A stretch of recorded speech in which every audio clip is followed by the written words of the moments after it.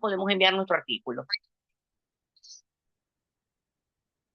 Ok, entonces, lo primero que tenemos que tener en cuenta es la elección de la revista en esta etapa de preparar el manuscrito para enviarlo. Entonces, ¿cómo vamos a elegir la revista? ¿Qué factores vamos a tomar en consideración? Entonces, bueno, lo primero es la naturaleza del trabajo. Obviamente, ¿cuál es el tema? ¿Cuál es el área? En qué campo del conocimiento científico podemos inscribir ese trabajo nuestro? Entonces, lo primero, naturaleza del trabajo. Tenemos que ubicar revistas, digamos que estén relacionadas con el tema del artículo. ¿Cómo vamos a saber cuál es la revista adecuada? Normalmente las personas que estamos en este campo académico, en el tema de la universidad y vinculados a la investigación, sabemos cuáles son las revistas más importantes en un área determinada. O sea, normalmente sabemos cuáles son las revistas que tienen mayor prestigio, sabemos cuáles son las más citadas. Entonces, tanto a nivel nacional como a nivel regional como a nivel internacional. Entonces, lo primero es eso, ubicar revistas que se refieran obviamente al tema de nuestra investigación. Pero bueno, más allá de ese conocimiento que podemos tener, bueno, porque estamos en el área, porque sabemos qué se publica, dónde se publica, etcétera. Las revistas normalmente contienen una declaración que aparece en la portada en algunos casos, otras veces en la primera página, también puede ser en la contraportada, que se denomina membrete. Ese membrete es una información breve, es una información muy breve que indica el nombre de la revista, normalmente el del editor, y una pequeña declaración de propósito, ¿no? Una pequeña declaración de propósito. Por ejemplo, en el caso de la revista Gaceta Laboral, dice revista Gaceta Laboral, espera su contribución eh, con artículos o con investigaciones en trabajo y política social. Allí nos está diciendo Estudios del Trabajo y Política Social nos está diciendo cuál es el área. También, digamos que la temática de la revista, el campo de acción o el alcance de la revista lo encontramos normalmente en las instrucciones para los autores. Allí en las instrucciones para los autores se dice, por ejemplo, en el caso de Gaceta Laboral es una revista científica arbitrada, especializada en estudios del trabajo y política social. Ah, bueno, entonces, ¿qué tenemos que hacer? Mirar esa declaración del directorio o membrete, mirar el alcance o campo de acción de la revista y también, obviamente, la tabla de contenido. O sea, tenemos que irnos a la tabla de contenido. A nivel internacional existe, digamos que una base de datos muy recurrida que es Current Contents. Allí aparece, esa es una publicación muy vieja, en donde siempre aparece desde el año 1920 existe, donde se indicaban, pues bueno, la portada de la revista con su tabla de contenido. Actualmente aparecen los resúmenes también, y eso le puede dar idea a un autor, de pronto un investigador Nobel que está comenzando, pues bueno, dónde puede publicar. Claro, estoy hablando de Current Contents, básicamente para personas para investigadores que están en Europa, que están en Estados Unidos. No significa que nosotros en Latinoamérica no podamos recurrir a esa base de datos. No significa que no podamos utilizarla, ¿no? De hecho, se puede consultar en español, así que no hay ningún inconveniente con consultarla, lo podemos hacer. Pero lo que quiero que tengamos claro es que, pues bueno, normalmente un investigador sabe dónde puede publicar su trabajo. No tiene que irse a revisar resúmenes de revistas. Claro, también puede pasar que la persona quiera publicar en una revista que tenga prestigio, una revista, bueno, entonces allí sí, se puede ir a esta base de datos como ocurre en Contents, que es definida como una base bibliográfica de alerta rápida, o sea, porque dice qué es lo que está saliendo. Doctora, eso sería cuando uno tiene interés de acuerdo al ranking de la revista, el Q2, Q3, Exacto, Q4. exacto, exacto. Sí, sí. Cuando yo quiero publicar en una revista de alto impacto, entonces, bueno, puedo verificar allí. Aunque también está el Journal Citation Reports, que también nos dice, allí sí, digamos que allí sí nos dan con precisión cuáles son las revistas que más se citan, cuáles son las revistas que están mejor rankeadas. Pero en el caso nuestro en Latinoamérica, también revistas que aparecen en Latindex, revistas que aparecen en Redalic, ya eso nos está diciendo que son revistas de calidad, que son revistas de prestigio, las que aparecen en el catálogo, porque las que aparecen en el directorio puede aparecer cualquiera, pero las que están catalogadas, las que aparecen en el catálogo 2.0, pues ya nos está diciendo que son revistas buenas. Entonces, pues bueno, eso, pero como les decía, ya nosotros sabemos, como investigadores en un área específica, pues bueno, cuáles son las revistas que tienen mayor prestigio, que son las más conocidas y dónde nos interesaría publicar. Doctora, Luego, el otro, ¿así? esa revista de la Universidad del Zulia. Perdón, ¿cuál revista? Esa No, revista que está en la no, lo que estoy mencionando ahorita son bases de datos. Current Contents, Journal Citation Report, son bases de datos. En el caso de Current Contents, lo que yo les decía es una base de datos bibliográfica que viene desde 1920 y allí aparece la portada de la revista, aparece el contenido, en algunos casos normalmente aparece el resumen con las palabras clave y en algunos casos la base de datos nos lleva al artículo, si está en acceso abierto, nos lleva hasta el artículo completo. Y Journal Citation Report esta también es una base de datos, pero aquí donde nos dicen cuáles son las revistas que están mejor rankeadas, de acuerdo con el factor de impacto, o sea, cuáles son las revistas en donde que son más citadas en términos cuantitativos generales o también en promedio de en promedio de citas por artículo publicado. Eso lo vamos a ver ahorita. Ahorita vamos a hablar de eso. Entonces, bueno, lo primero es ubicar una revista que obviamente se refiera a la temática de nuestra investigación. Lo segundo, tenemos que tener en cuenta el prestigio. Cuando hablamos del prestigio, estamos hablando, es lo que veníamos refiriendo. Bueno, que sean revistas reconocidas. Normalmente las revistas que tienen mayor prestigio son las que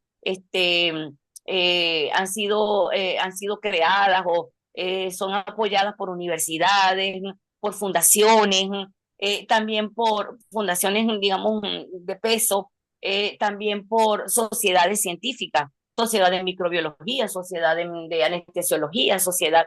Entonces, normalmente, con el tema de las fundaciones hay que tener cuidado porque a veces hay revistas que son meramente comerciales, en donde el arbitraje tiene muy poco valor, donde los autores tienen que pagar para que les publiquen sus trabajos. Ojo, no digo que no haya revistas de sociedades y revistas de universidades en donde no haya que pagar. Esa es una práctica común.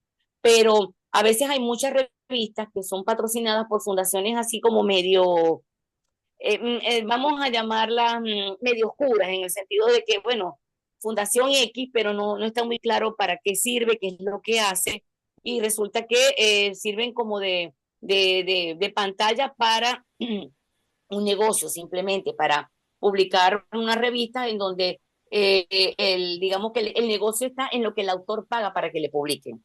Y como dice que son arbitradas, entonces muchas veces, bueno, la persona se confía, paga para que le publiquen y resulta que son revistas que tienen poca circulación y que no tienen prestigio. Entonces hay que tener cuidado con eso también. Ahorita hay muchas revistas depredadoras.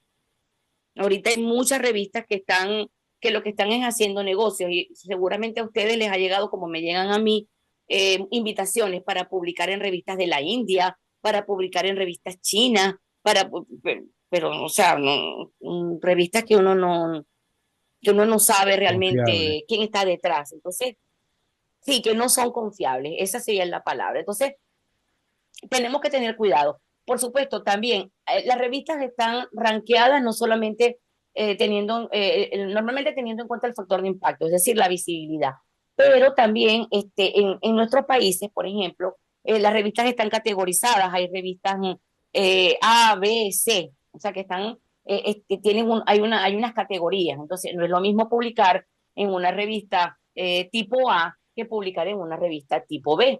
Aquí, por ejemplo, en Venezuela nosotros teníamos anteriormente evaluaciones periódicas que realizaba el gobierno nacional de las revistas. Entonces había un organismo que certificaba que la revista era de calidad y la ubicaba. Entonces decía, bueno, la revista es tipo A, la revista es tipo B, la revista es tipo C. Y esto es muy importante a los efectos de la carrera académica, porque ¿qué pasa? Normalmente en algunas universidades se exigen un número de publicaciones o una publicación en una revista tipo A, por ejemplo, para ascender. O se pueden exigir, aquí en Venezuela, por ejemplo, yo he visto casos de universidades que exigen no solamente que la persona presente un trabajo de ascenso, sino que también tenga unas publicaciones, un número determinado de artículos publicados en una revista tipo A, por ejemplo. También aquí en Venezuela, y como existe en otras partes, yo sé que en Colombia lo hay, en Argentina, en Chile, aquí nosotros teníamos unos programas de estímulo a la investigación. Entonces, primero existió el PPI, que era el programa de promoción al investigador. Luego existió el PEI, el programa de estímulo a la investigación. Entonces, las personas, de alguna manera, eran evaluadas y, de acuerdo a la ubicación que obtenían, recibían un pago, recibían digamos que una retribución económica.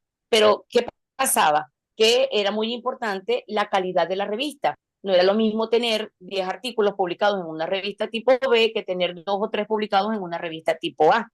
Eso era mejor evaluado. Entonces, cuando hablamos del prestigio de las revistas, estamos haciendo referencia a eso. Eh, Hay que tener cuidado, no se trata de cualquier revista que diga que es arbitrada, a veces hay por ahí unas editoriales medio oscuras, poco conocidas, que dicen, no, revista arbitrada, no, hay que tener cuidado con eso, hay que tratar de publicar en revistas que estén soportadas por una universidad, por una sociedad científica o por fundaciones reconocidas, ¿no? Digamos que, o por cualquier otro tipo de organización, pero que digamos que tengamos la seguridad de que son organizaciones serias, ¿no? Porque también hay que tener mucho cuidado con el tema esto de las revistas depredadoras y de las revistas que, bueno, que simplemente tienen, la idea es cobrarle al autor, hacer una operación, una transacción económica, una operación comercial. Y con esto de las revistas depredadoras también, nosotros tuvimos acá en Venezuela, en la Universidad del Sur en particular, problemas porque hubo un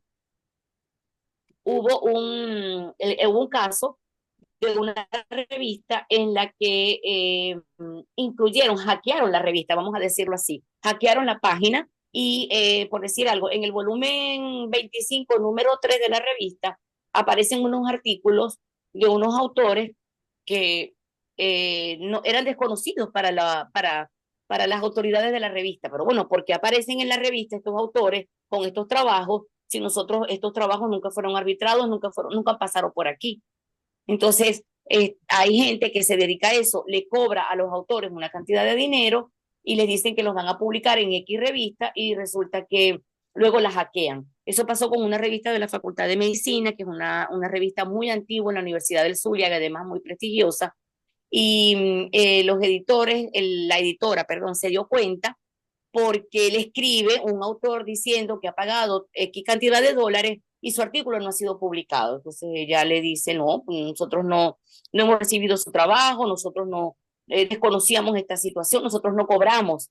Entonces esta persona le dice, no, claro que ustedes cobran porque fulano de tal envió un trabajo que fue publicado en tal número y ustedes le cobraron. Cuando ellos entran a ver la página, se consiguen con que la revista había sido efectivamente alterada y a un número determinado, en el volumen número tal, en el número tal de la revista, incluyeron al final unos artículos de unos autores bueno, que eran desconocidos para la editora y para el cuerpo editorial. Entonces, por ahí se dieron cuenta. Entonces, hay que tener mucho cuidado con esto y bueno, hay que tener en cuenta entonces el prestigio de la revista donde queremos enviar nuestra investigación.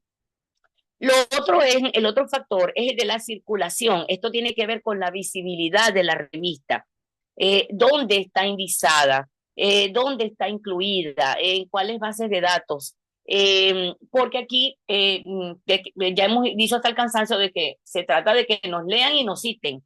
Entonces, tenemos que tratar de ubicar revistas con un alto factor de impacto. ¿Y el factor de impacto cómo se mide?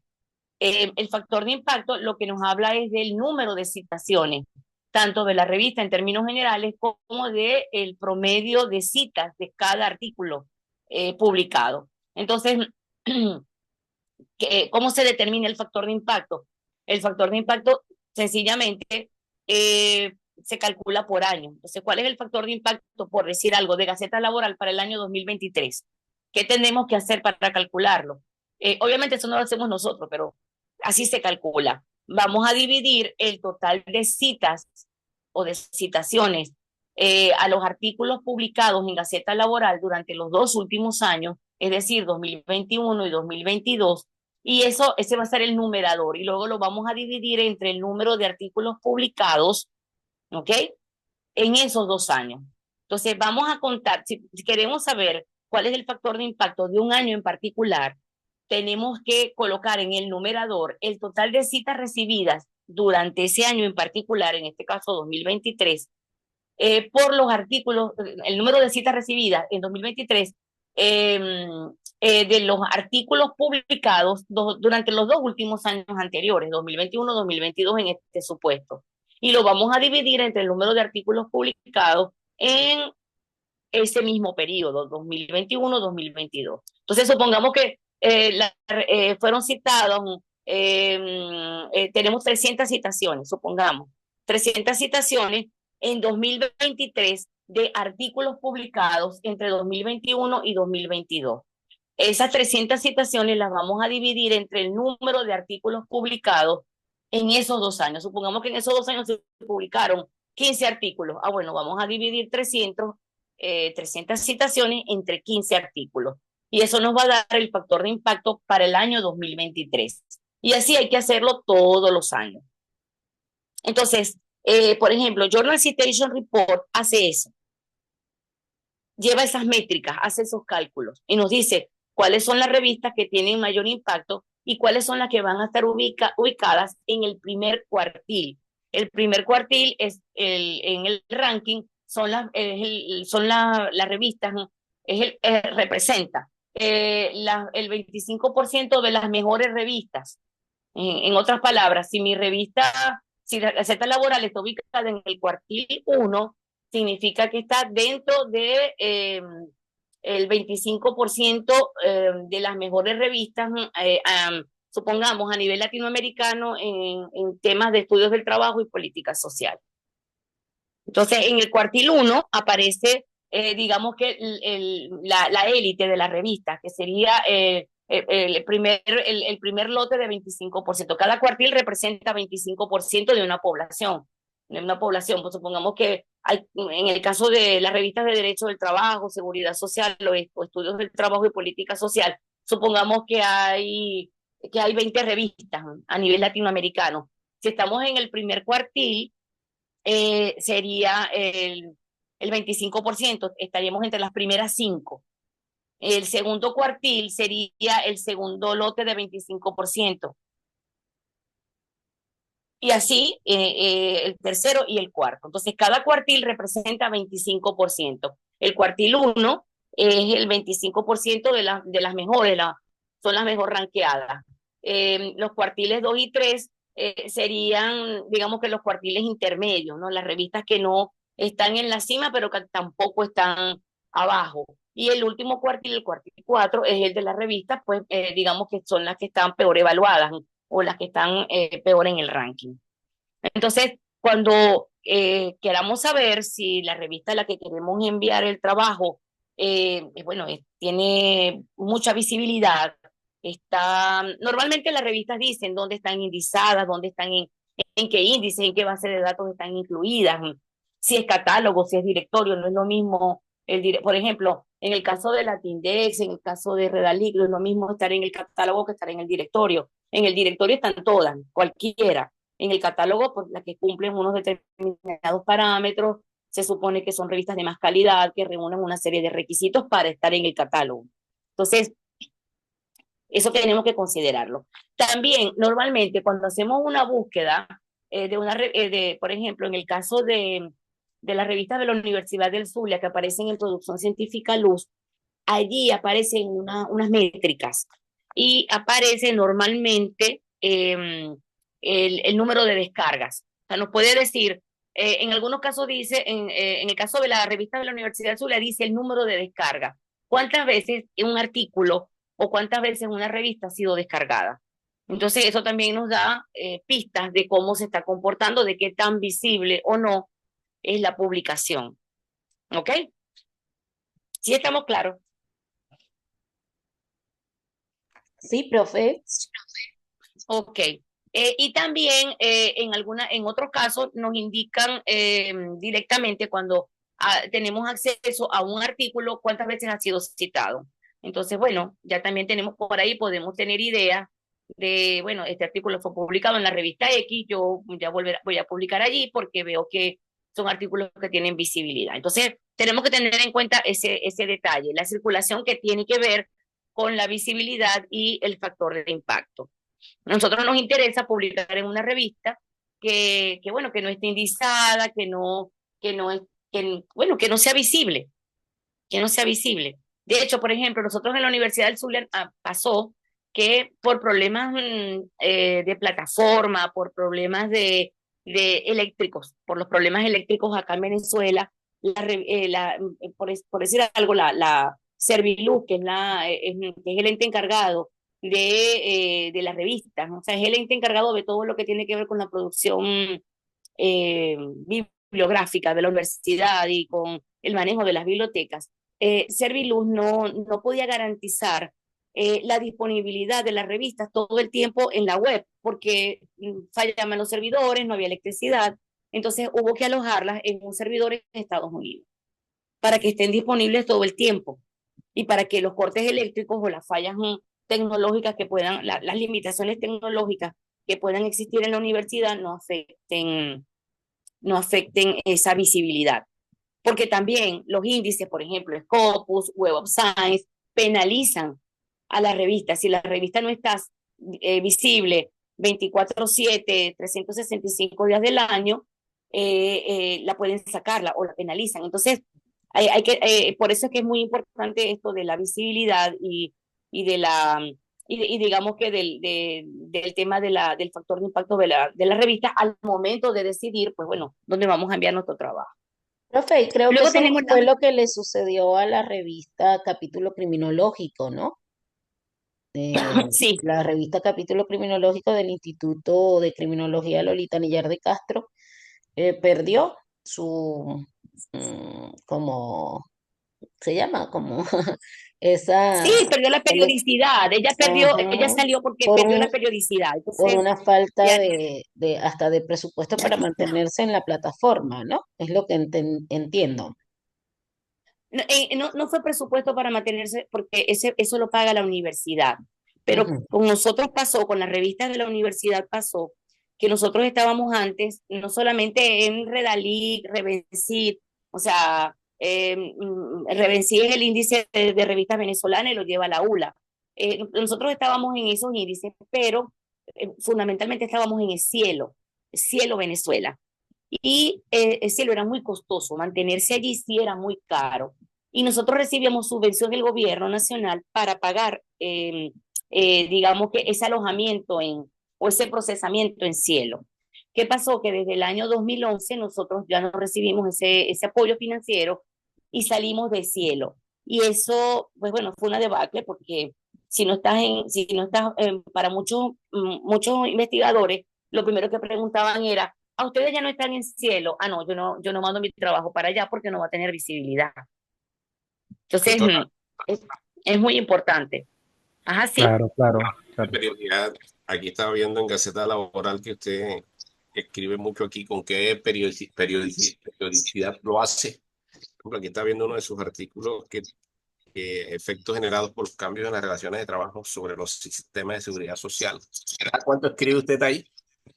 No, en el caso de Gaceta Laboral, bueno, Gaceta Laboral yo soy la editora, y desde que soy editora no escribo nada, esos artículos son viejos, porque Mm, desde que soy editora por una cuestión de conflicto de intereses no publico nada ahí, pero además Gaceta Laboral está trazada, si ustedes entran a la página de producción científica de Luz, se van a encontrar que aparece hasta el segundo número, perdón. Nosotros publicamos, esa revista es cuatrimestral, de periodicidad cuatrimestral, Ujú. pero estamos atrasados. El último número que aparece publicado es el segundo de 2022. Nosotros perdimos periodicidad por problemas económicos, por problemas el tema de la visibilidad, del haber salido de cielo, hizo que muchos autores ya no nos enviaran trabajo. Entonces se dificultó la publicación y la revista, pues bueno, nosotros estábamos, por ejemplo, en Latindex, en Redalic, y hemos quedado relegados al directorio de revistas inactivas, porque no hemos cumplido, porque perdimos la periodicidad, lo que pasó con capítulo criminológico. O sea, en el caso de Gaceta Laboral todavía está saliendo, atrasada, pero sale. En el caso, por ejemplo, de capítulo criminológico, allí sí fue verdad que se paralizó por completo. Entonces, porque es lo que les digo, ¿qué pasa con los autores? Los autores buscan revistas que tengan visibilidad. Y si salimos de índices tan importantes como Cielo, de bases de datos tan importantes, pues bueno, la gente dice, no, yo no voy a mandar un trabajo para allá. Y directamente me lo preguntaban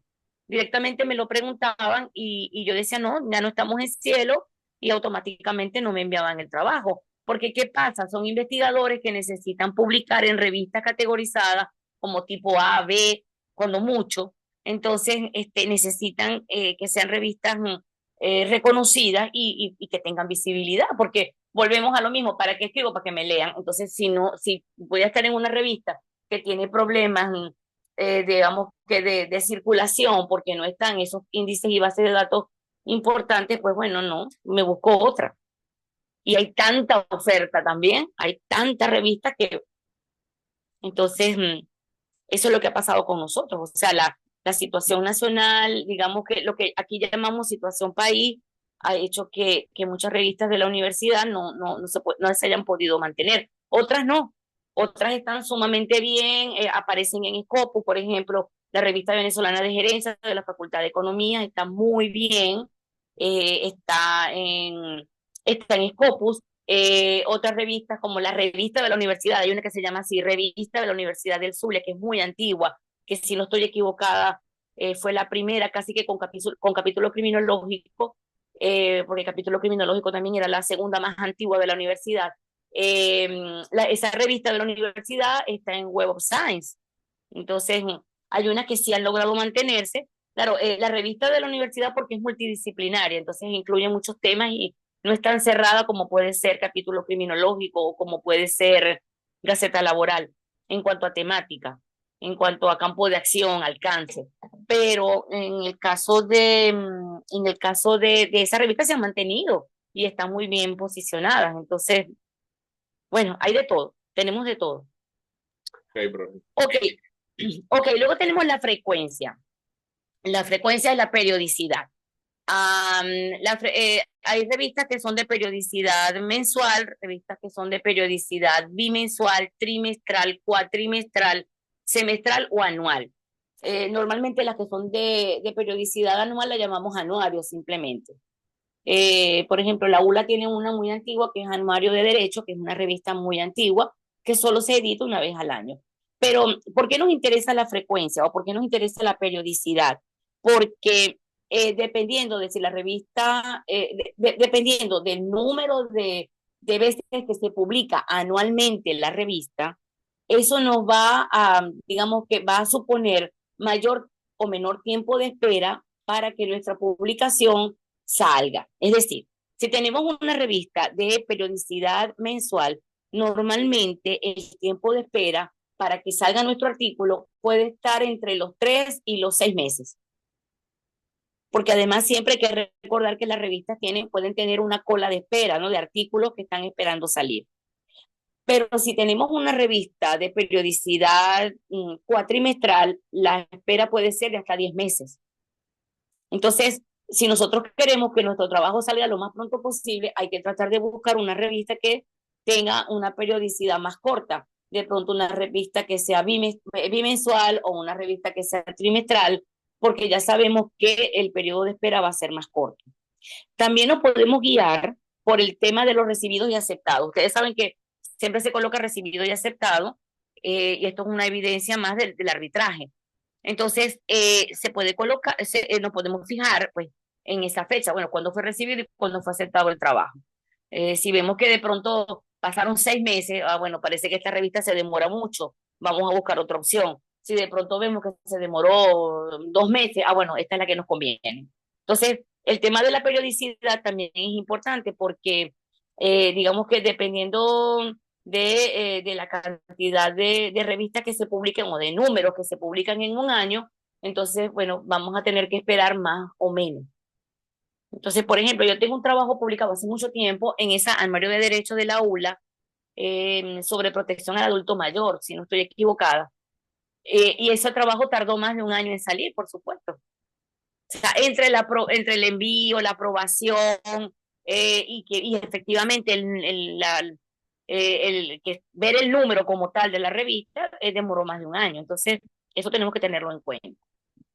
Y por último, dentro de los factores a considerar, hay que tener presente el público. ¿A quién queremos que nos lea? ¿Cuál es el destinatario final de nuestra investigación? ¿A quién le puede ser de utilidad? Y en este sentido, pues bueno, de pronto hacemos una investigación que es muy importante, que es muy novedosa, que está aportando mucho al conocimiento de un área específica o a la comprensión de un problema, pero resulta que el problema se presenta solo en América Latina, se presenta solo en el Caribe. Eh, de pronto, imaginemos una investigación en medicina, se hace un estudio sobre una enfermedad que afecta a los pobladores de comunidades costeras en el Caribe, en el Mar Caribe, o sea, de poblaciones costeras, o de pronto, en el caso, por ejemplo, de Colombia, que tienen costa atlántica y tienen costa pacífica, bueno, que afecta a las poblaciones del Atlántico colombiano. Ah, eso puede pasar. Bueno, probablemente, bueno, vamos a tratar de publicar en una revista extranjera, en una revista, no sé, europea, americana, norteamericana, pero sí, a lo mejor la investigación es sumamente importante, relevante, etcétera, pero realmente, ¿quiénes deberían ser los destinatarios de esos resultados? ¿A quién le interesan esos resultados? Pues bueno, si es una investigación en medicina sobre un padecimiento de pobladores del Atlántico colombiano, con certeza va a ser a los médicos colombianos. Entonces, lo ideal sería publicar el artículo en una revista latinoamericana, en una revista colombiana, en una revista hispanoamericana, pues una revista en español. Y en una revista, digamos que sea de fácil acceso para las personas que pueden utilizar o a quienes les pueden interesar esos datos que nosotros estamos manejando. Entonces, hay que tener en cuenta eso. Ahora, si es un estudio sobre física cuántica o sobre, bueno, pues es un estudio sobre eso, perfectamente podríamos enviarlo a una revista europea, una revista norteamericana, pues bueno, porque seguramente va a tener más difusión, va a tener, y eso le interesa no solamente a los pobladores del Atlántico colombiano, sino que le interesa a los pobladores de todo el mundo, le puede interesar a cualquier persona en cualquier latitud. Entonces, eso también tenemos que tenerlo en cuenta. Mucha gente escribe a mí, por ejemplo, mucha gente me decía, no, yo quiero escribir para mis alumnos, yo quiero escribir para mis estudiantes, me interesa que sea una revista de la propia universidad para que yo tenga más facilidad, más, digamos que acceso más sencillo a la información. Entonces, bueno, también tenemos que tener muy claro entonces para quién estamos escribiendo. ¿Ok? Ok, lo siguiente. Aquí yo les coloqué dos ejemplos de declaración de directorio o membrete. En el caso de Gaceta Laboral, ya se los había mencionado, es un recuadro muy pequeñito en la contraportada de la revista, en donde se indica que Gaceta Laboral espera su contribución en estudios del trabajo y política social. Y allí aparece el apartado postal, porque nosotros teníamos un apartado postal, ya no, ahora todo se recibe vía. El apartado postal era más que todo para canje de revistas, pero, y porque originalmente la revista, acuérdense, existía el papel, entonces nos llegaban trabajos en papel, pero ahora todo es digital, ahora no se utiliza el correo físico para prácticamente nada. Y luego está el otro ejemplo de Encuentro Educacional, que es una revista de la Facultad de Humanidades y Educación de la Universidad del Zulia, y dice, Encuentro Educacional es una revista arbitrada por especialistas en el área de ciencias de la educación. Ya sabemos entonces que el campo de acción de esta revista son las ciencias de la educación. Ya sabemos que son las ciencias de la educación, en el caso de Encuentro Educacional y en el caso de Gaceta Laboral, Estudios del Trabajo y Política Social.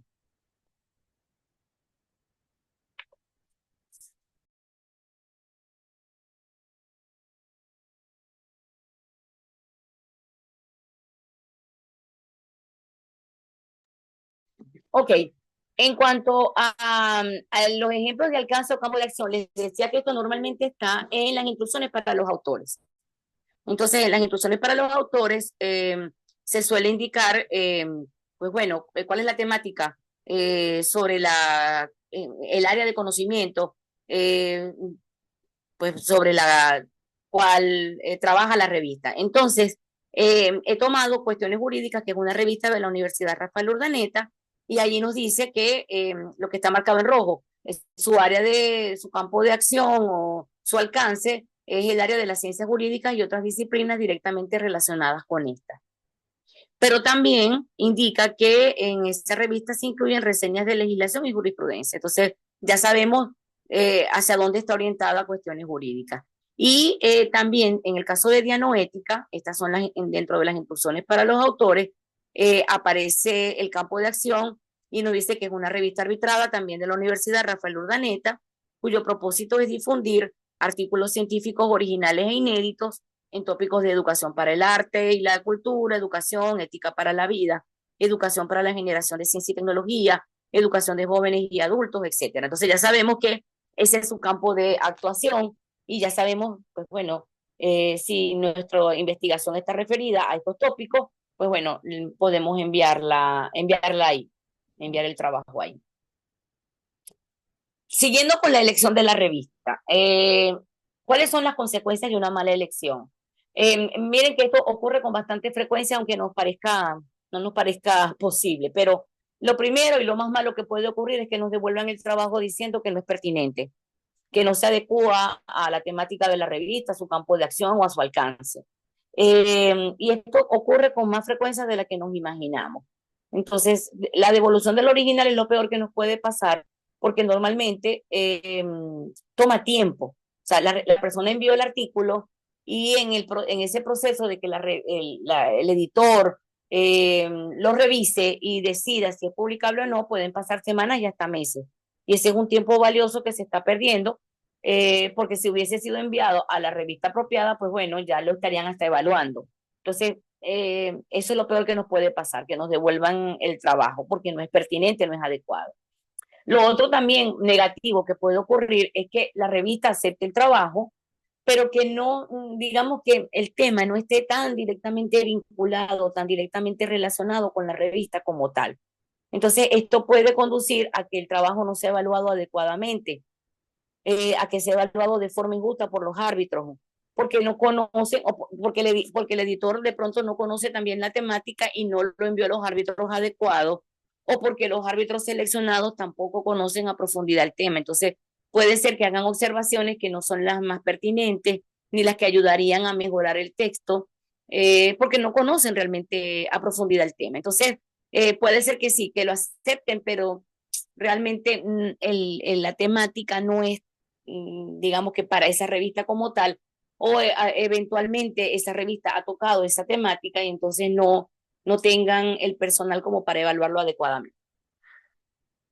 Y en último lugar, la otra cosa muy negativa que puede ocurrir es que aunque se acepte y se publique el trabajo, permanezca desconocido porque se trata de una revista que a lo mejor tiene mucha circulación, que a lo mejor tiene mucha visibilidad, etcétera, pero el trabajo como no es específico del área de la revista, entonces no es leído, digamos que por los destinatarios que nosotros nos interesaría que la leyeran y tampoco por los colegas del autor. Entonces, bueno, lo publicaron, pero nadie lo lee. Y recuerden que nos interesan las métricas, nos interesa que nos citen, que nos lean y nos citen. Entonces, eso sería lo negativo lo negativo de la elección inadecuada de la revista.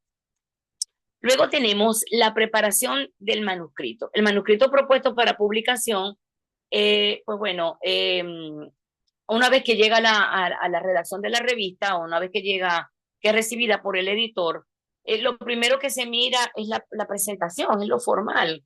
El tema de los márgenes, el tema de los espacios, cómo está el título.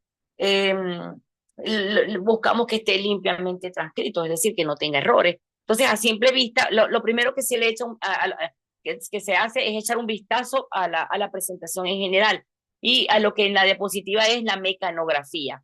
Ojo, se sigue utilizando la palabra mecanografía, aunque ya casi nadie haga uso de las máquinas de escribir. Ya todos utilizamos computadoras, pero bueno, se sigue utilizando esa palabra.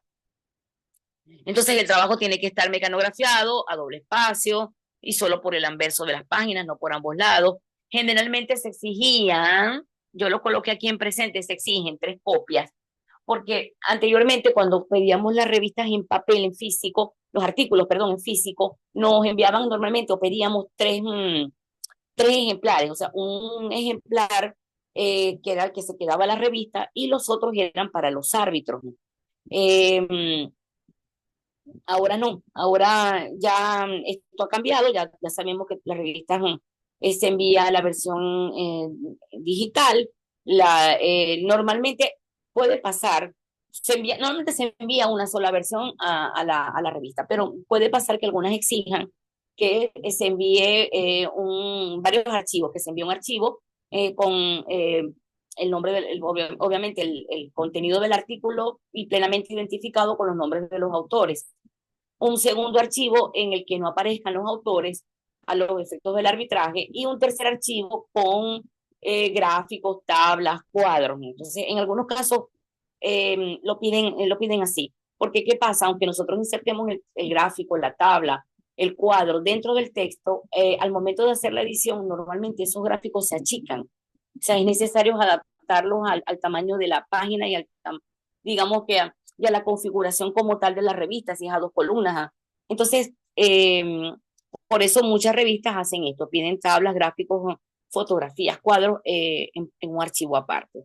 Pero ya no se exigen copias en papel, ya esto es etapa superada.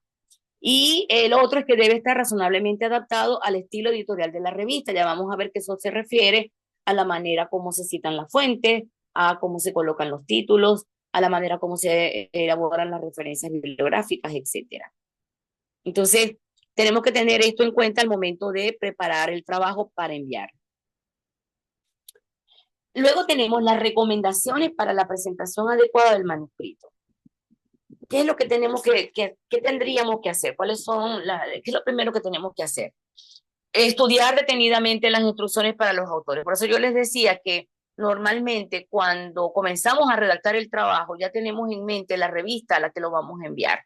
Entonces, desde el primer momento, desde que comenzamos la construcción del artículo, deberíamos ubicar, ya sabemos la revista, deberíamos ubicar las instrucciones para los autores para poder pues tomar en consideración esos detalles que ellos exigen, como la bibliografía, cómo se deben hacer las citas, cómo se deben colocar los títulos, los subtítulos, cuántas palabras debe tener el resumen, porque como yo les decía en otra oportunidad, hay revistas que piden resúmenes de 100 palabras, hay otras que piden de 150, hay otras que llevan hasta los 250 palabras, o hay resúmenes de 6 líneas, o sea, entonces hay que tener en cuenta ese detalle, ¿no?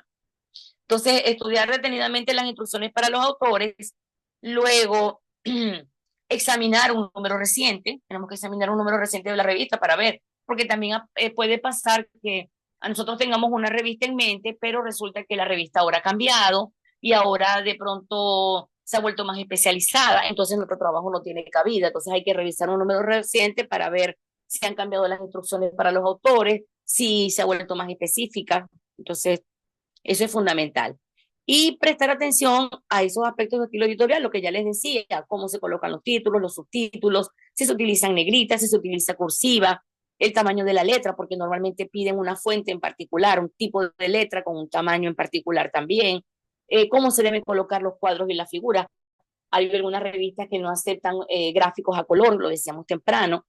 El tratamiento de las notas a pie de página, eso es otra cosa, y que también mencionábamos, ya muchas revistas no aceptan notas a pie de página, sino solamente con fines explicativos. O sea, cuando sea necesario aclarar, agregar una información que es fundamental, pero de resto no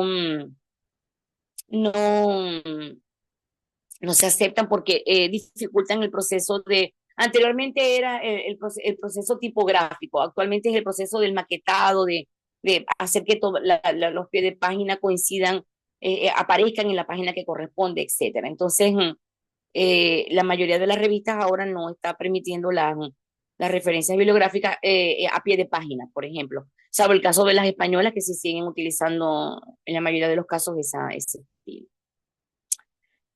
Ajá, siguiendo con las recomendaciones para la presentación adecuada, hay que cerciorarse, por supuesto, antes de enviar el manuscrito, que este está limpiamente mecanografiado, es decir, que no tiene errores. Lo que hemos dicho anteriormente, ¿no? La referencia que hemos hecho a los errores ortográficos, bueno, que no hayan errores, no solamente errores ortográficos, sino también pueden haber errores en el contexto, es decir, a veces el procesador de palabras cambia alguna palabra y no tiene nada que ver con lo que estamos hablando. Entonces, lo que yo les decía de los teléfonos también, hay que estar pendiente porque así como nos pasa con los teléfonos, escribimos un mensaje y el diccionario lo cambia la palabra, pasa lo mismo con los procesadores de texto, los procesadores de palabra. Entonces, bueno, y tratar de que el trabajo se adapte lo mejor posible, el manuscrito se adapte lo mejor posible al estilo de la revista. Y se debe acompañar una carta explicativa, una carta al director o editor de la revista, en la que se incluya, por supuesto, el nombre el título del trabajo, el nombre del autor o de los autores, eh, en el que se indique que se trata de un artículo original, de una investigación original, que no está siendo sometida a evaluación en ningún otro medio de publicación, es decir, que no está siendo sometida simultáneamente a la consideración de otra revista, y normalmente se acompaña un resumen curricular del autor o de los autores. Entonces, esto también es muy importante porque a nosotros, la experiencia que hemos tenido en la revista es que a veces nos llega el artículo sin nada. Cuando mucho, o sea, llega el correo electrónico con el adjunto diciendo, anexo remito el trabajo tal para su evaluación. No está mal, no está mal, pero lo formal, lo adecuado es que se acompañe junto con el trabajo una carta en donde se haga mención a estos aspectos: título, autores, indicación de que es un trabajo original, declaración de que el artículo no está siendo sometido a otra revista o arbitraje simultáneo, y en algunos casos, bueno, el currículum, eso no es imprescindible.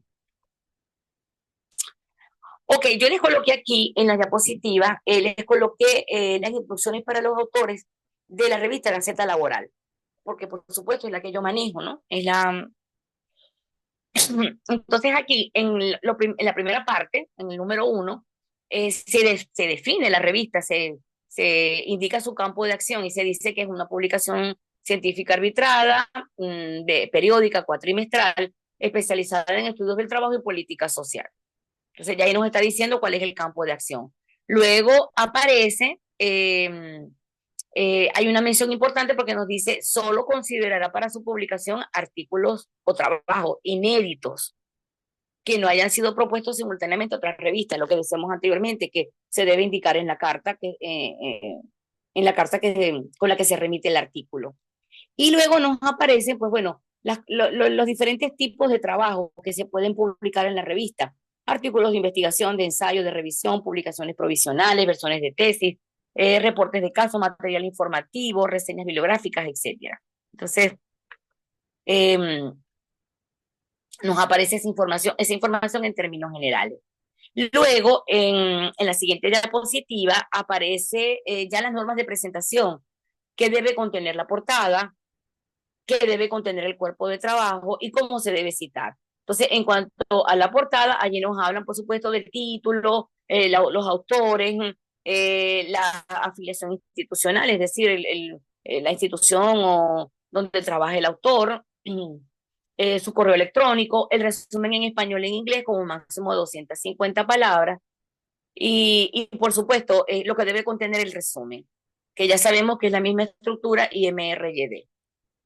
Y luego aparece el cuerpo del trabajo, que nos dice que debe dividirse en introducción, desarrollo y conclusiones. Aquí dice esto, pero en la página anterior de las instrucciones para los autores dice que el trabajo debe estar estructurado, si se trata de un artículo de investigación, que serían las memorias científicas originales de acuerdo con la UNESCO, un artículo original, debe tener la estructura IMRYD. Luego nos dice que la extensión del trabajo será de un máximo de 25 cuartillas o 25 páginas. Esto también es otra cosa que hay que considerar porque hay revistas que son muy estrictas con el número de páginas, pero hay, en la actualidad la tendencia más bien ha sido a que se flexibilice un poco por el tema de que ahora las revistas, en su mayoría, siguen habiendo, por supuesto, revistas impresas, pero en el caso de las revistas, la mayoría de las revistas electrónicas, digitales, pues bueno, ha sido un poco, son un poco más flexibles con esto de las páginas.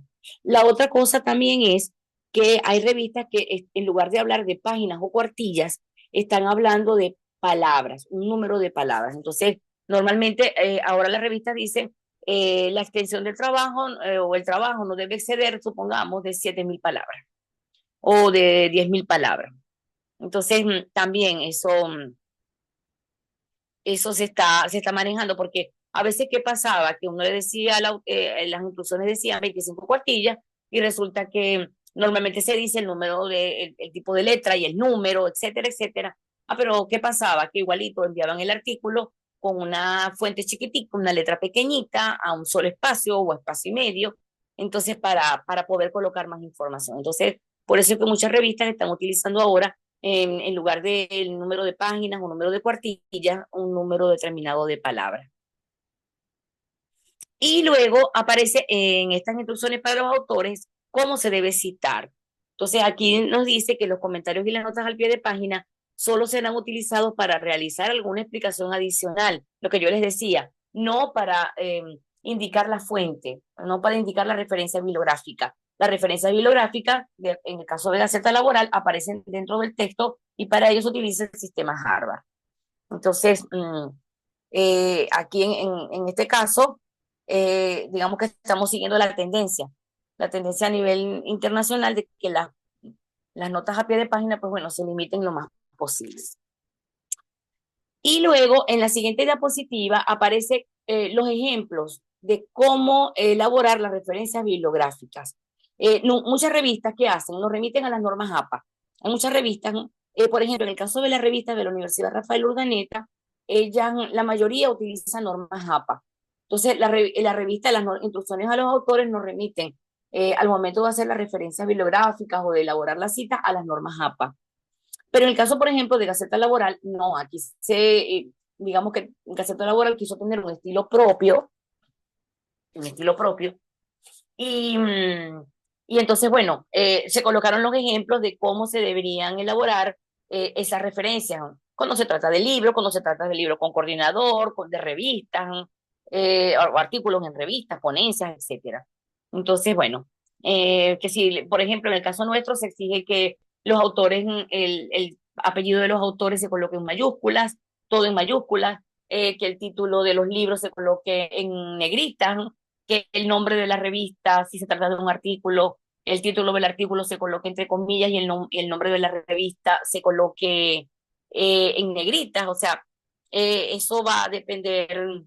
Hay otras revistas que por el contrario, por ejemplo, aplican normas APA y exigen abreviaturas, o sea, que se abrevien los nombres de la revista, que se abrevien los títulos. En algunos casos hasta se exige que se le exige a los autores que solamente coloquen al momento de hacer referencias bibliográficas o la lista de referencias bibliográficas, el apellido, las iniciales del autor y el año, sin colocar ni siquiera el título del artículo o el título del trabajo que se está citando. Entonces, eso también es por un tema de economía, para ahorrar trabajo, para ahorrar espacio.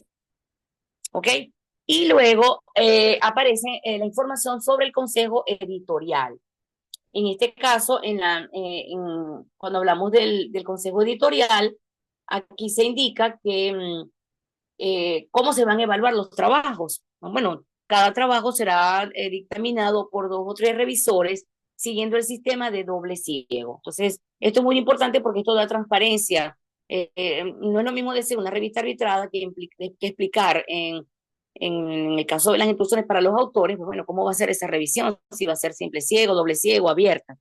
Entonces, esto es muy importante. También, en el caso de esta revista en particular, no se exige una transferencia de derechos de autor. Algunas revistas exigen la cesión o la transferencia de los derechos de autor a la revista o a la editorial de la revista. Y esa cesión se hace por escrito. En el caso nuestro, del particular de Gaceta Laboral, no se hace, sino que aquí en las instrucciones para los autores se indica que el autor acepta la inclusión de su trabajo, de su creación, en índices, bases de datos y enlaces web gratuitos o por suscripción. Entonces ya ahí, de alguna manera, está cediendo sus derechos, está transfiriendo sus derechos.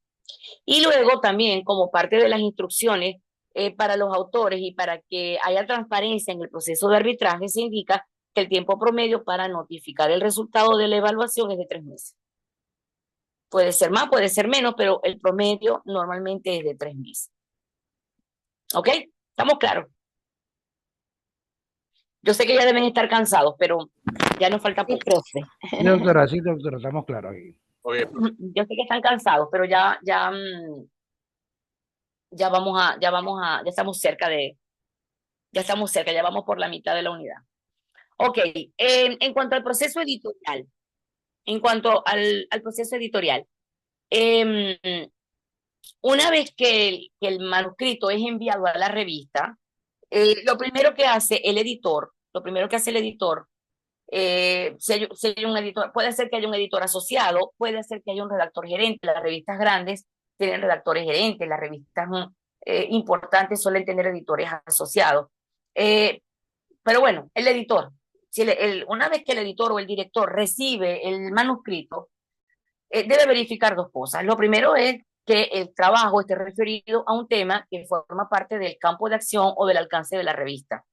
Entonces, hay que verificar eso, ¿no? Que el original esté referido a la materia que constituye el campo de acción de la revista. Si no es así, automáticamente el trabajo se devuelve al autor o a los autores. Y lo segundo que hay que observar es si la presentación es adecuada.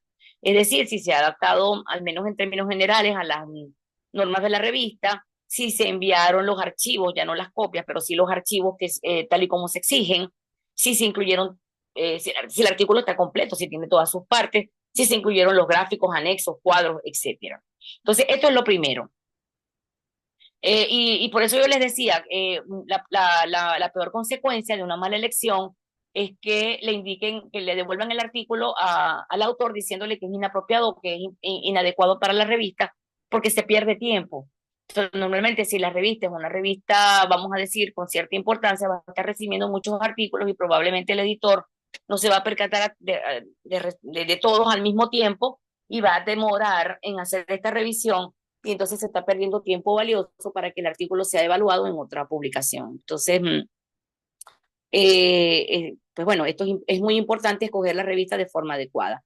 Entonces, bueno, una vez que el editor ha verificado que se trata de un artículo sobre un tema adecuado y que ha sido presentado adecuadamente, se emite una constancia de recepción. En esa constancia de recepción simplemente se acusa recibo del artículo y se le indica al autor que va a ser sometido al arbitraje. ¿Qué pasa? Que ahorita existen, por ejemplo, revistas que tienen una página web, revistas que pertenecen a editoriales importantes, como mencionábamos, revistas que pertenecen, por ejemplo, al CEBIR, o hay otras editoriales, Clarivate, o sea, esas revistas, pues bueno, automáticamente el sistema te envía el artículo y el sistema le da una contestación, le envía un correo de acusando recibo. ¿Ok? Normalmente, pues bueno, si la revista es una revista más bien pequeña, más modesta, pues bueno, el editor emitirá una constancia de recepción. También, cuando se utiliza el OJS, el OJS que es un gestor de revistas de acceso abierto, es un gestor de revistas gratuito. También, las revistas que trabajan con OJS, una vez que el autor envía el trabajo, envía el artículo, automáticamente recibe una respuesta vía correo electrónico. Ok, entonces una vez que se recibió el trabajo, se sabe que versa sobre un tema adecuado adecuado al campo de acción de la revista y que ha sido presentado de forma adecuada, entonces vamos al proceso de arbitraje. El proceso de arbitraje o revisión por pares. El proceso de arbitraje es lo que de alguna manera pues bueno, lo decíamos cuando definíamos el artículo científico por allá en la unidad número 1. Lo que caracteriza al artículo científico es que ha sido arbitrado, es que ha sido evaluado.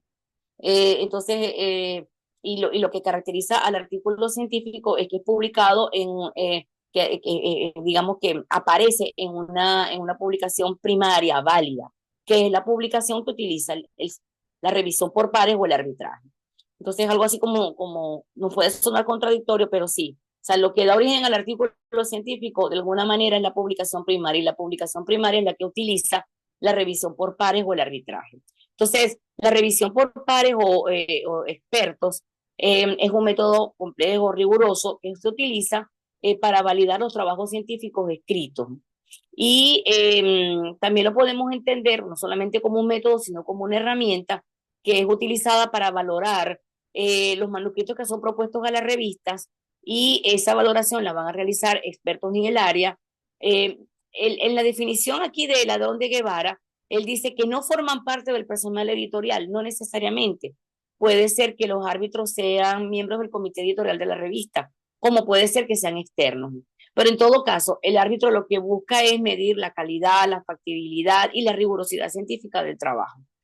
Entonces, cuando un artículo aparece publicado en una revista arbitrada, pues bueno, deberíamos tener la confianza de que el trabajo no solamente fue evaluado, sino de que además el trabajo ha sido desarrollado, digamos que siguiendo unos parámetros, cumpliendo unos parámetros que hacen que sea rigurosamente científico, que hacen que sea válido. Entonces, el arbitraje busca precisamente eso, garantizar la calidad, la factibilidad y la rigurosidad científica del trabajo.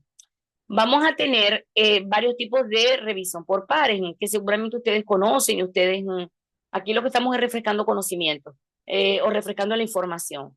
Vamos a tener tres tipos de revisión por pares: la revisión por par simple ciego, la revisión por par doble ciego y la revisión por pares abierta. La revisión por par o por pares simple ciego, en este caso el autor o los autores del trabajo desconocen la identidad del evaluador o del árbitro, pero el árbitro sí conoce la identidad del autor o autores del estudio. Este tipo digamos que de revisión ha sido criticada porque al conocer el autor, perdón, el árbitro, quién es el autor del trabajo, puede haber sesgo, puede haber, digamos que subjetividad, incluso puede haber hasta, digamos, digamos que conflicto de intereses por temas de competencia. Sabemos que entre los investigadores suele haber competencia. Entonces, si mi trabajo va a ser evaluado por un par, por un colega, y de paso él conoce mi identidad, entonces, bueno, si ha habido en algún momento alguna diferencia entre nosotros, o simplemente por un tema de competencia, puede ser que la evaluación no sea objetiva, no sea imparcial y no sea la mejor, por supuesto. Entonces, la revisión por pares en simple ciego no es muy bien vista por el tema del sesgo, el tema de la subjetividad.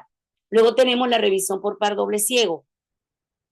Esta es la más aceptada. En este caso, tanto el autor o los autores como los revisores o evaluadores son anónimos. No se desconoce la identidad de unos y otros.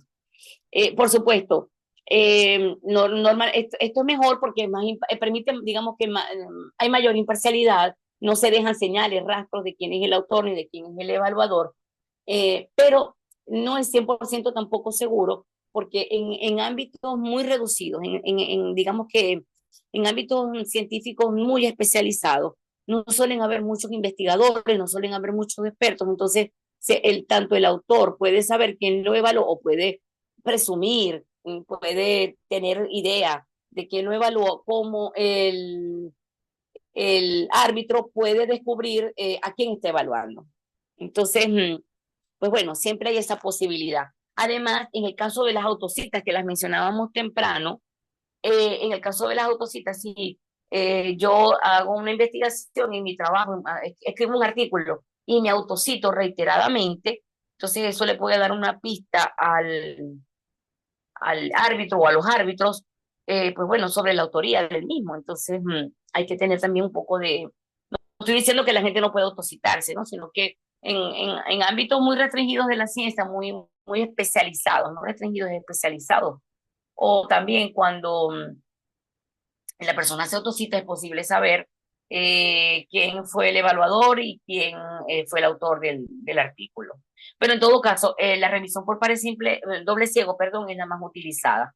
Ustedes se van a encontrar, seguramente ya lo han visto, en la mayoría de las revistas se señala que la revisión es por pares doble ciego. Y la revisión abierta, en este caso no hay anonimato. Tanto el autor o autores como los evaluadores o árbitros conocen la identidad de unos y otros. Entonces aquí no hay anonimato y en todo caso la ventaja es que el autor o autores saben quién hizo las observaciones o quién está haciendo las sugerencias o quién está indicando los cambios que deben realizarse y puede comunicarse con la persona y si necesita alguna explicación adicional, si necesita que se le aclare algo, perfectamente puede hacerlo. Entonces tiene esta ventaja. Pero insisto, el arbitraje o el tipo de arbitraje más utilizado es la revisión por pares doble ciego.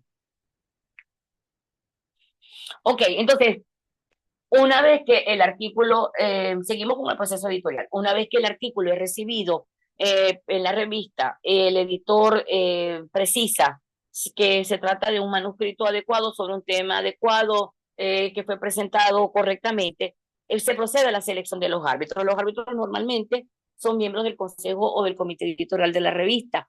En algunos casos no hay comité editorial. En algunos casos el comité editorial o el consejo editorial es de nombre, de papel, aparece en la revista, pero nunca se reúnen, nunca toman decisiones. Entonces, lo más frecuente es que los árbitros sean elegidos de una lista de expertos nacionales o extranjeros, perdón, expertos nacionales y extranjeros. Por ejemplo, nosotros en Gaceta Laboral tenemos un listado de árbitros que vamos actualizando regularmente, ¿no? Porque hay algunos que se retiran, se jubilan, hay otros que no, que simplemente decidimos eliminar, decidimos sacar porque responden muy tardíamente o porque normalmente se excusan. Entonces, bueno, uno tiene su lista de árbitros y los tiene catalogados de acuerdo a los que son más observadores, más precisos, más detallistas, a los que son menos observadores o realizan revisiones más superficiales. Uno ya sabe y bueno, tiene eso catalogado y precisa a quién va a mandar el trabajo. De acuerdo con Ladrón de Guevara, el árbitro o los árbitros deben reunir unas condiciones. Esas condiciones son, en primer término, debe tener un excelente conocimiento del tema. Y esto es obvio, debe tener un excelente conocimiento del tema porque, pues, ¿cómo puede evaluar el trabajo de otros si no maneja la información? Entonces, además, ¿cómo puede hacer sugerencias sobre modificaciones? Cómo puede saber si el método empleado fue el adecuado o si el procedimiento seguido fue el correcto? ¿Cómo puede, digamos, que precisar la reproducibilidad de la investigación? ¿Cómo puede saber si los resultados son realmente originales? Es un trabajo que debería publicarse con prontitud. Necesariamente tiene que tener un excelente conocimiento del tema. Lo segundo es la imparcialidad. La imparcialidad no es otra cosa que la objetividad. El árbitro tiene que ser objetivo, tratar de evaluar el trabajo que le ha sido sometido a, pues bueno, de la manera más objetiva posible, evitando, digamos, sin duda que va a haber subjetividad, porque es un proceso, digamos que es una tarea que está realizando una persona, un ser humano, y va a haber subjetividad. Allí van a tener implicación sus sistemas de creencias, van a tener implicación sus posiciones respecto al tema sobre el cual versa el trabajo, incluso en algunos casos teorías que el mismo árbitro haya podido formular o paradigmas que haya podido plantear, o sea, o con los que esté simplemente de acuerdo. Entonces, eso va a tener un efecto en la evaluación, pero bueno, lo que se debe buscar es que el trabajo sea revisado, sea evaluado con la mayor objetividad posible. Digamos que sin que intervengan intereses particulares o digamos, preferencias personales del revisor evaluador. En tercer lugar, tenemos la academicidad. Esto lo que significa es que el revisor debe colocarse frente al trabajo que debe evaluar, como a él le gustaría que un evaluador se situara frente a sus investigaciones. Es decir, en este caso el árbitro debe evaluar el trabajo como a él le gustaría que le evaluaran sus investigaciones, de la manera más rápida posible, de la manera más objetiva, como hemos dicho, formulando críticas constructivas que permitan que el trabajo mejore, que la investigación sea de mayor calidad. La investigación no, porque la investigación ya se hizo, el producto, la presentación de los resultados, que es el artículo como tal, sea de mejor calidad. Entonces, a eso se refiere la academicidad. También debe ser innovador, innovador en el sentido de que debe estar muy atento a lo que supone conocimientos nuevos, originales, aportes para la ciencia, aportes para un área de conocimiento específica o para la comprensión de un problema determinado. Entonces, debe estar muy pendiente, debe tener buen olfato, dice Ladrón de Guevara, para encontrar o para observar, para ver, digamos que esas novedades, ¿no? Que pueden, que están presentes en el trabajo, y esos aportes, ¿no? Que son realmente originales. Y por último, la responsabilidad. Debe ser responsable.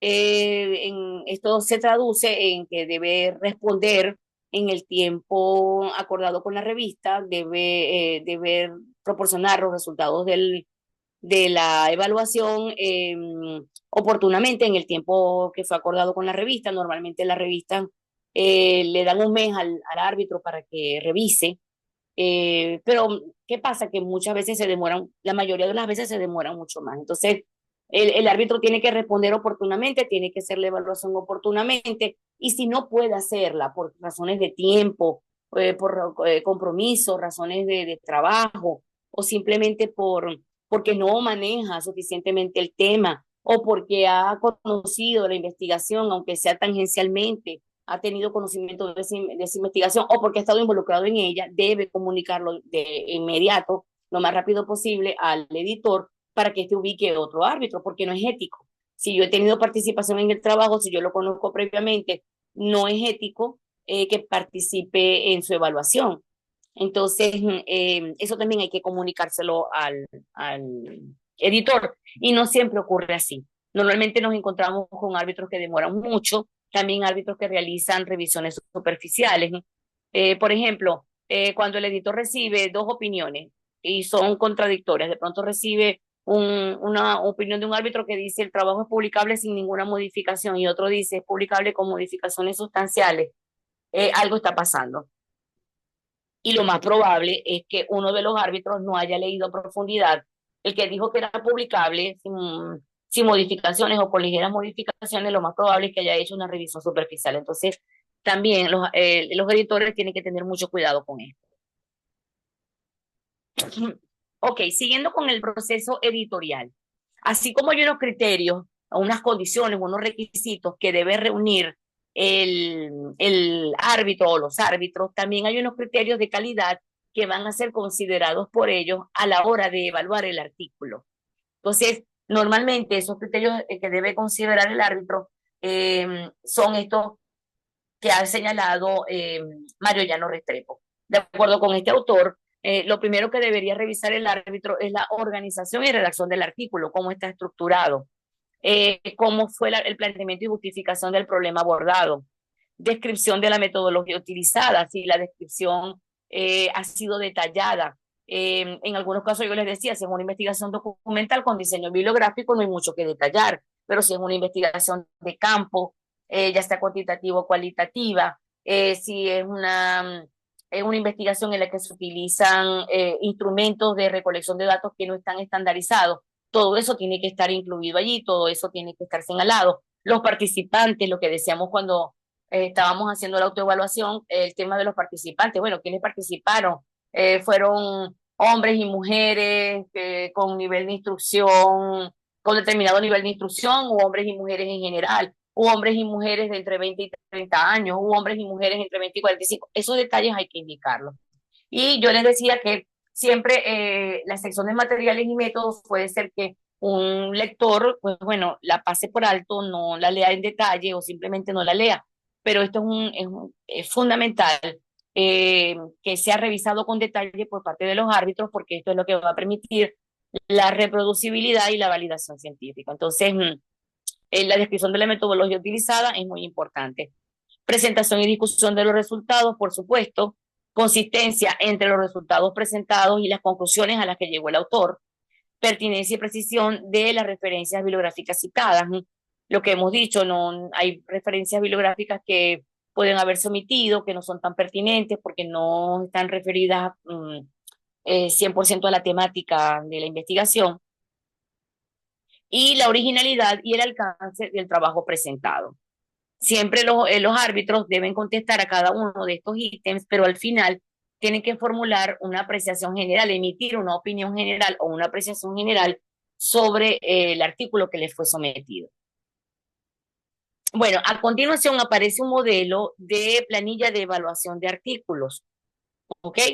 Aquí yo les he traído la planilla de Gaceta Laboral y también está la de la revista de Ciencias Sociales de la Facultad de Economía. Entonces, aquí fíjense que aparecen los criterios a considerar. El título, el resumen o los aspectos a evaluar.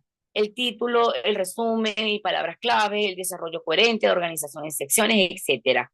Y que tiene que ver con los criterios a evaluar que mencionábamos anteriormente y que ha listado Llano Restrepo.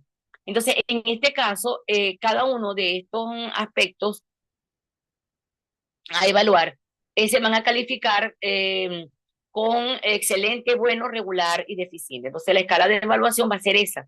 Y fíjense que hay un espacio al lado para que para que el árbitro realice las observaciones que considere necesarias. Normalmente se exige una justificación, bueno, ¿por qué el árbitro considera que el título es inadecuado? Me imagino que ustedes en muchos casos han recibido este tipo de planilla, este tipo de formato, y se encuentran obviamente la justificación, porque el autor dice que el título es regular o porque el resumen y las palabras clave es bueno, pero hay que corregir tal cosa. Entonces, bueno, la idea aquí es que esos criterios que hemos mencionado sean calificados con excelente, bueno, regular y deficiente, y luego hay una apreciación general, como yo les decía, al final, y en este caso el árbitro emite la opinión de si el artículo es publicable tal y como fue presentado, publicable con ligeras modificaciones, publicable con modificaciones sustanciales o no publicable. O sea, normalmente ya no se utiliza la palabra rechazado. No sé, quizás en la experiencia de ustedes, si alguna vez han visto en una planilla de evaluación la palabra rechazado, pero normalmente se coloca es no publicable. No sé si han tenido contacto si en alguna oportunidad han sido árbitros o les ha tocado recibir evaluaciones y se consiguen en la planilla ese ítem rechazado, pero normalmente se utiliza es no publicable. Y luego tenemos otro ejemplo de planilla de evaluación de artículos, en este caso de revista de Ciencias Sociales de la Facultad de Economía, en donde los criterios son los mismos, los aspectos a evaluar: título, resumen, palabras clave, coherencia del discurso, coherencia interna del trabajo, contribución a futuras investigaciones, etcétera. Y también la calificación es la misma: excelente, bueno, regular, deficiente. Okay.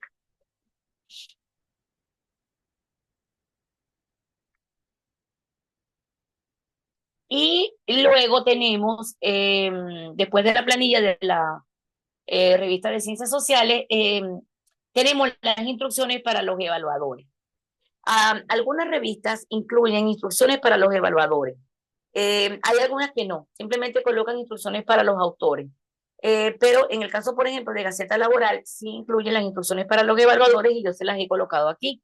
Normalmente lo que se indica, pues bueno, son esos criterios que mencionamos que son los que van a ser evaluados. Entonces, en el caso de Gaceta Laboral dice que se considerarán los siguientes aspectos: pertinencia del trabajo para la especialidad de la revista, adecuación del título, resumen y palabras clave, desarrollo coherente del contenido, organización en secciones, objetividad, dominio del tema, etcétera. Y finalmente la apreciación general. Entonces, los mismos criterios o aspectos a evaluarse que aparecen en la planilla, que se le remite a los árbitros junto con el artículo, aparece aquí señalado. Y luego dice que como resultado de la evaluación se tomará una de las siguientes decisiones: aceptación inmediata para publicar sin cambios, aceptación con ligeras modificaciones, aceptación con modificaciones sustanciales, y aquí el trabajo, y aquí sí, el trabajo rechazado, se utiliza la expresión rechazado sin opción de reenviar una nueva versión.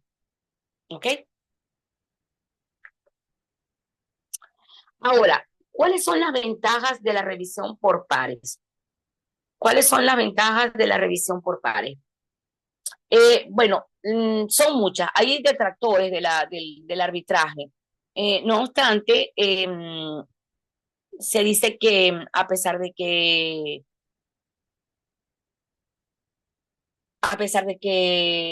pueda tener limitaciones, digamos que es un método que se ha utilizado o una herramienta que se ha venido utilizando desde el año 1750, pues bueno, sin mayores modificaciones. Entonces, recuerden que las primeras revistas aparecieron por allá por 1665, pero en el caso del arbitraje, la revisión por pares comenzó a utilizarse a partir de 1750, y se dice que, bueno, que aunque ha sufrido pocos cambios y también tiene limitaciones, pues bueno, hasta ahora no hay otro método que sustituya al arbitraje, que sustituya a la revisión por pares. Entonces, bueno, lo primero es que da transparencia al proceso de publicación, porque en las instrucciones a los autores y también en el caso de las revistas que incluyen instrucciones para los evaluadores, se explica cómo se va a realizar la revisión, cuáles son los criterios que se toman en consideración, el tiempo estimado para dar respuesta a los autores, etcétera. Entonces, se está indicando cómo es el proceso editorial. Mejora los artículos, pues revela fallas del autor y permite corregirlas. Sí, normalmente el artículo mejora porque los revisores pues sugieren la inclusión de otras fuentes, sugieren de pronto que sean aclarados algunos aspectos de la parte procedimental o de la parte de materiales y métodos. En algunos casos también el tema de la discusión, las conclusiones, muchas veces los resultados no han sido interpretados adecuadamente, entonces el árbitro puede sugerir una interpretación mejor, etcétera. También sirve para estimular a los autores a alcanzar un mejor nivel de escritura de investigación, porque los autores saben que van a ser evaluados. Entonces hay como un mayor esfuerzo en redactar de mejor manera, en presentar el trabajo de la forma más clara posible. Entonces, bueno, esto hace que mejore su nivel de escritura y de investigación. Aumenta la calidad de la revista. Ya hemos dicho que para que un artículo, el artículo científico va a depender de la publicación válida, de la publicación primaria, y la publicación primaria es la que utiliza el arbitraje. No es lo mismo una revista que no es arbitrada a una revista que utiliza el arbitraje. Y recuerden que yo les comentaba eso, creo que el primer día, cuando hablábamos de una revista que publica una fundación acá en Venezuela. Ellos tienen una revista y dice, bueno, nos dice que la revista nos dice que la revista es arbitrada, pero no hay evidencia de arbitraje. Normalmente ellos publican en esa revista las ponencias de un congreso que realizan anualmente, pero no hay evidencia de arbitraje allí. No se indica que se utiliza el sistema de doble ciego o la revisión por par simple ciego, no se indica nada. Entonces, y ya sabemos pues que en una revista en donde lo que se compilan, vamos a decirlo así, son las ponencias presentadas en ese congreso anual. Entonces, no es una revista como tal, y esos trabajos no pueden considerarse artículos científicos. Ayuda también a verificar las investigaciones, por lo que decíamos digamos que la revisión detallada de la sección de materiales y métodos por parte de los árbitros, que esta es una sección en donde ellos deben enfocarse, digamos que a profundidad, para garantizar la reproducibilidad y la validez, científica del trabajo, y proporciona credibilidad y prestigio a las revistas que lo practican. En cuanto a las desventajas, pues bueno, parece que son más. En cuanto a las desventajas, hay dificultad para encontrar árbitros o revisores en ciertas áreas de conocimiento, en áreas muy especializadas, en áreas muy específicas, ¿no? Puede haber dificultad para encontrar revisores. También en países pequeños, los especialistas se conocen, se sabe cuáles son los expertos en un área, entonces también puede haber dificultad para que se mantenga ese anonimato entre autores y revisores. También exceso de trabajo para los árbitros, que además los árbitros no son pagados. O sea, normalmente el árbitro tiene que dejar de hacer parte de su trabajo para dedicar un poco de tiempo a la revisión. Por eso es que también se demoran o pueden haber revisiones superficiales. Falta de reconocimiento económico a los revisores, les decía que normalmente no reciben un pago. Acá en Venezuela en algún momento, a través de una subvención del gobierno, sí se les pagaba algo, pero una cantidad muy pequeña, una cantidad que no era significativa, digamos que para el trabajo que supone el arbitraje como tal. También la duración es otro aspecto a considerar, porque demoran, lo que decíamos, demoran mucho tiempo, precisamente porque supone abandonar sus tareas, su trabajo habitual para dedicarlo a esto. Uso de criterios de revisión subjetivos. Bueno, aquí entra lo que mencionábamos de la falta de objetividad, muchas veces el sistema de creencias del autor, el tema de apoyar determinadas teorías. Entonces, bueno, si el trabajo es contrario a una teoría que en particular yo defiendo, o que yo mismo formulé, pues bueno, no, la evaluación no va a ser positiva.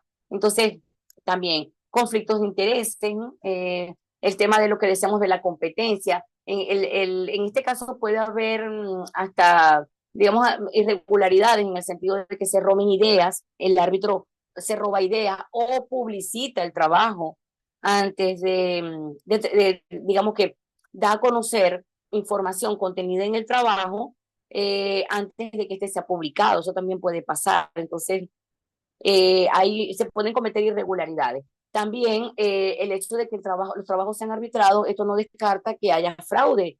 El tema de plagio, el tema de ahora el uso de inteligencia artificial. Entonces, el tema de que dispongamos, por ejemplo, que el árbitro disponga de programas antiplagio no garantiza que efectivamente no se presenten trabajos plagiados o que no haya artículos fraudulentos.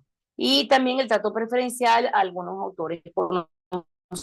De pronto, aquí podríamos citar es al editor, que de pronto le interesa que autores con cierta reputación publiquen en su revista y entonces busca árbitros que sabe que pueden ser complacientes o que sabe que, digamos, que están alineados con este autor en cuanto a ideas, en cuanto a criterios, opiniones. Entonces dice, bueno, esto garantiza que el trabajo sea publicado, se arbitra buscamos un revisor que esté de parte o que siga la posición de este autor, y esto nos va a garantizar que efectivamente el trabajo se publique en la revista y eso le va a dar prestigio. Entonces, también el trato preferencial, que eso ya más que de los revisores o de los árbitros, este tipo de cosas puede presentarse a partir o pueden hacerla los editores. Pues bueno, una vez que el árbitro ya ha emitido su opinión diciendo que el trabajo es publicable con ligeras modificaciones, con modificaciones sustanciales o no publicable, corresponde al editor tomar la decisión de si el artículo se publica o no, si se acepta o no para publicación.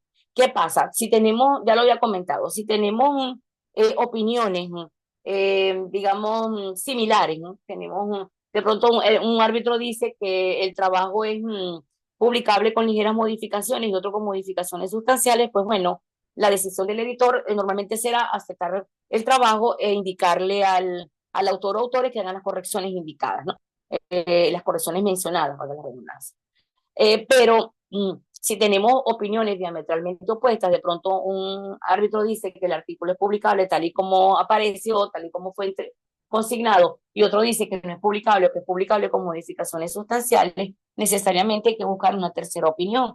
Esa tercera opinión la puede emitir el propio editor si conoce suficientemente el tema, entonces él podría ser el tercer revisor. Si no, tiene que enviar el trabajo a otros árbitros, a otro árbitro, a un tercero. Por eso es que normalmente en la revista lo que se está haciendo actualmente es que en lugar de ubicar 2 árbitros, se ubican 3 de entrada y se envía el trabajo a 3 árbitros para que si llegara a haber este tipo de problemas, de opiniones contradictorias o completamente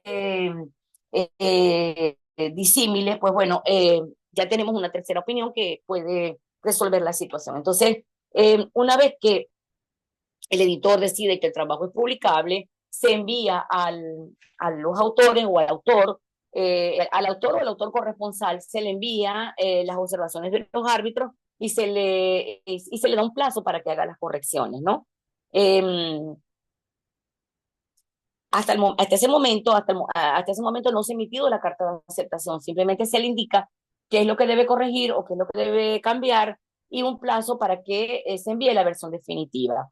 Eh, Hay que decir que en la mayoría de las oportunidades, los artículos deben ser modificados.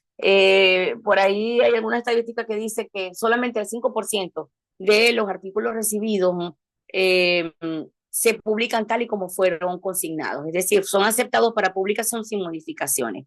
El 95% de los artículos debe ser revisado y ajustado de acuerdo a las indicaciones de los árbitros. Entonces, una vez que los árbitros, una vez que el autor o los autores o el autor corresponsal envían la versión final a la revista, es cuando, y que obviamente el editor verifica que efectivamente se hayan cumplido esas observaciones, se hayan realizado esos ajustes, esos cambios.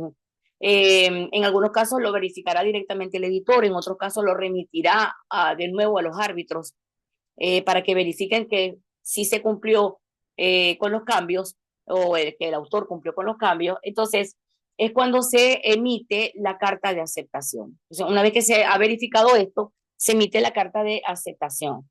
Y allí sí se indica con precisión el volumen, el número y el año en el que va a incluirse el trabajo.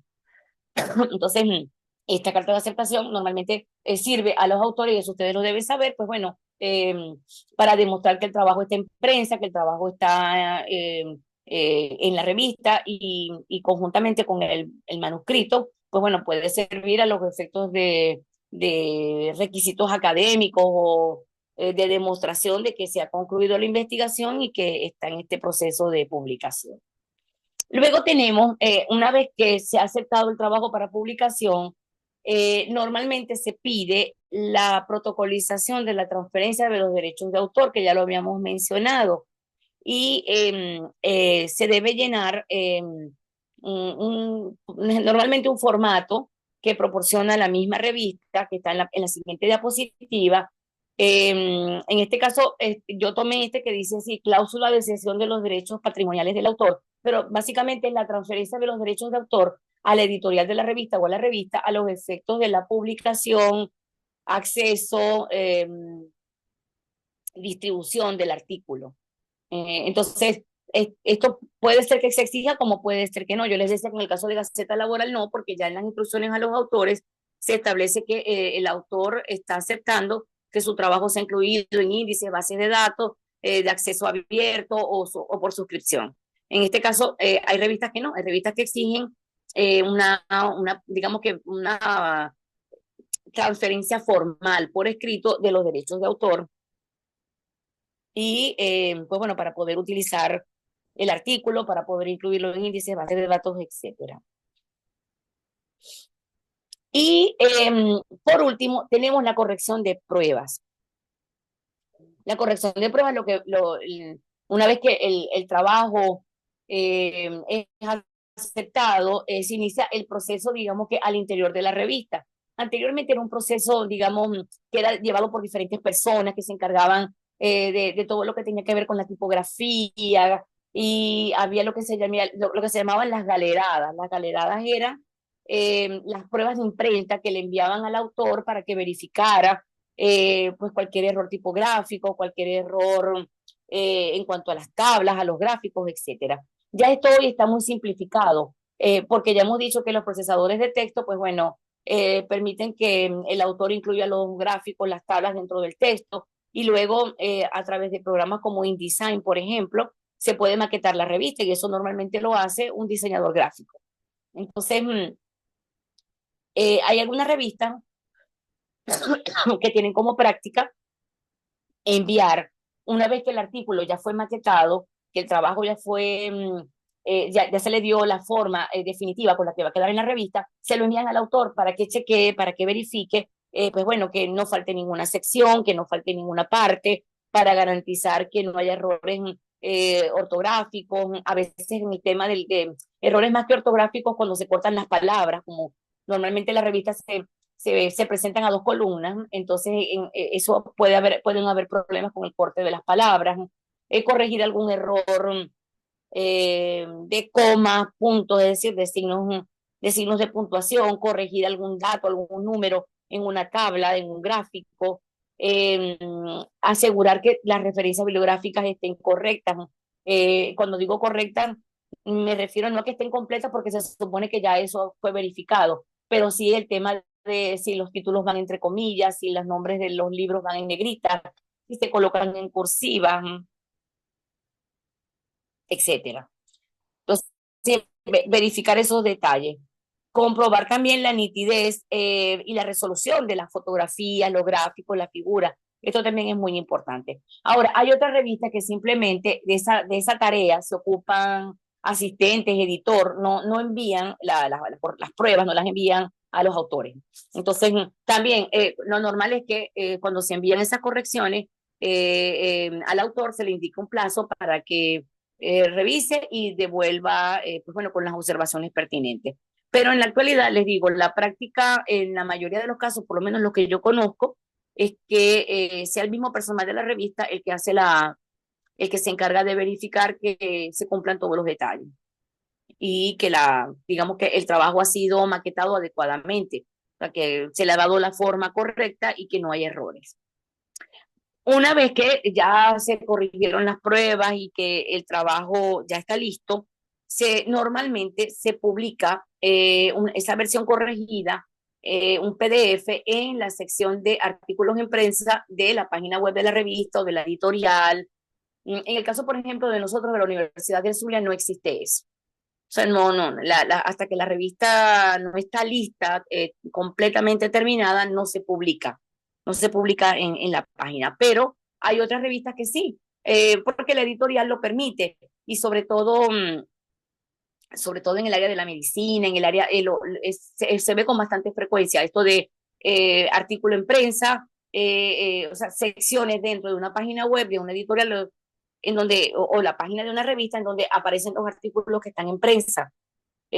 Una vez que ya el artículo tiene los números de página exactos, es decir, el número de la primera página y el número de la última página, es cuando ya se procede a la publicación como tal, o sea, ya cuando ya está paginado, se procede a la publicación como tal en la página web de la revista o de la editorial, y ya luego, si se tratare de una revista impresa, pues bueno, también se procede a su impresión o sale la versión en papel, la versión en físico. Entonces, bueno, ese sería más o menos el proceso. Les digo esto de la publicación de la publicación de los artículos en la sección en prensa, porque en algunos casos me ha pasado que hay gente que dice, no, pero es que yo, la página, por ejemplo, cita al autor y cita la página 5, y resulta que después dice, pero ¿por qué la página 5? Si después yo vi el artículo y la página que correspondía era la 120